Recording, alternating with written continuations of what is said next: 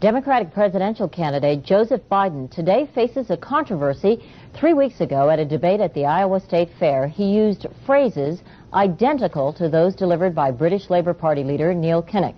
Biden seemed to be claiming Kinnock's vision and life as his own. Why is it that my wife is sitting out there in the audience, is the first in her family to ever go to college? Why is Gladys the first woman in her family in 1,000 generations to be able to get to university? My ancestors who worked in the coal mines in northeast Pennsylvania don't come up after 12 hours and play football. 8 hours underground and then come up and play football. It's because they didn't have a platform upon which to stand.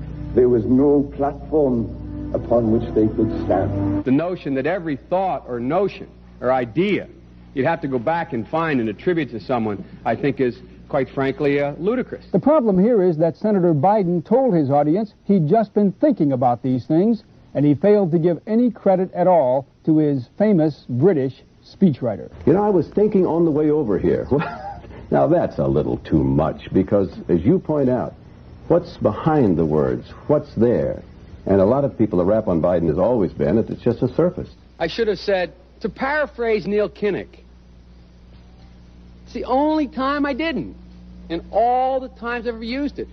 But CBS News found a tape of a second instance. It reappeared in the New York Times with a new charge, that Biden had appropriated a famous litany from the late Robert Kennedy about what the gross national product cannot measure. It cannot measure the health of our children, the health of our children, the quality of our education, the quality of their education, the joy of their play, or the joy of their play.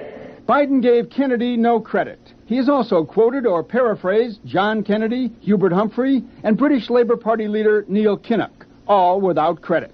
Joseph Biden admitted today that he committed plagiarism when he was in law school. He said it was a mistake, but that it was unintentional. He quoted 5 pages of someone else's work without proper citation. I've done some dumb things, and I'll do dumb things again. He was given an F. So, ladies and gentlemen, I've been dumb. To the political community in Washington, it all seems of a piece. Plagiarism at law school, plagiarism on the stump. The great communicator. Strike that. The great imitator. You don't steal verbatim, or when you do, as he did 99% of the time, you give credit. Biden's critics say he sells himself as a man whose words and visions can inspire a new generation in politics. But if the thoughts, phrases, and visions really belong to others, it's a form of false advertising. Senator Joseph Biden may have more explaining to do. The new questions stem from taped remarks of Biden during an April campaign appearance in New Hampshire. I went to law school on a full academic scholarship, the only one in my class to have a full academic scholarship. Went back to law school and, in fact, ended up in the top half of my class.